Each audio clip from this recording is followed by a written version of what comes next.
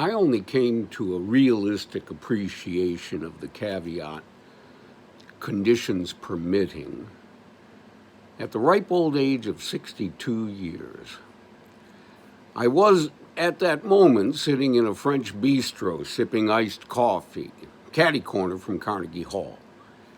The old punchline, practice, practice, practice, was echoing in my mind.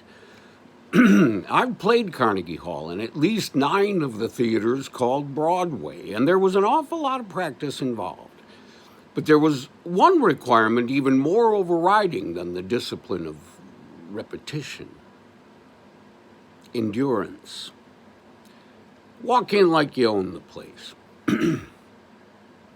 I found I could only affect a limited amount of confidence. I could easily gear up for the few minutes required for an audition or even a series of callbacks, but once cast and contracted and staring down 6 to 8 weeks of rehearsals followed by 12-hour days during tech and previews, I found myself jealously guarding, husbanding my time and energy.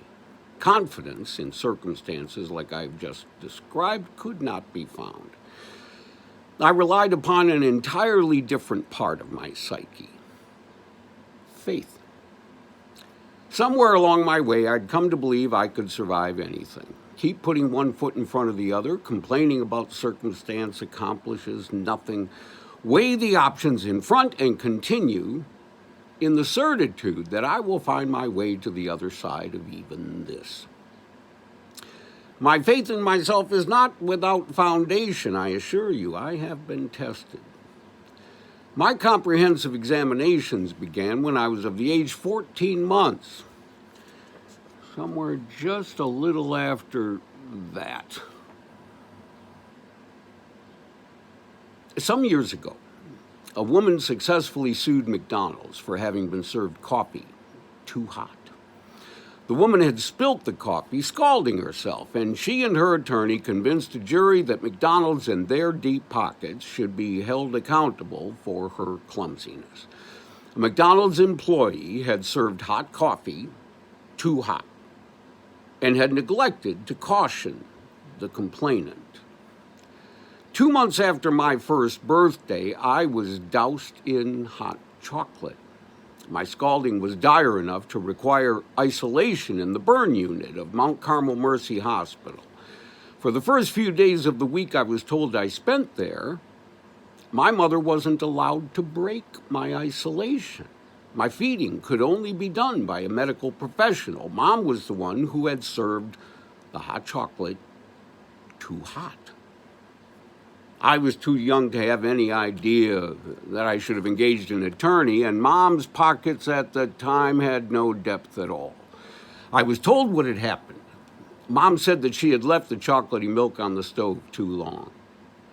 I took this to mean that it had gotten even hotter than boiling. Because there is sugar in hot chocolate and indeed other solids, the point at which this fluid rolls is substantially higher than that of water. One is not supposed to let chocolate get to the point of boiling. Maybe that's what Mom was talking about. She had allowed it to roll. Mom said that she had then poured the fire into a mug and set it on the kitchen table too close to the edge. The ear of the vessel hung over that rim, and I had reached up with my toddling 14-month-old mitt and gotten hold of the ear and pulled it down on myself. Now, there exist no Polaroids of this. All I have is Mom's accounting, but that's about the age I was. Mom said the chocolate stuck to me.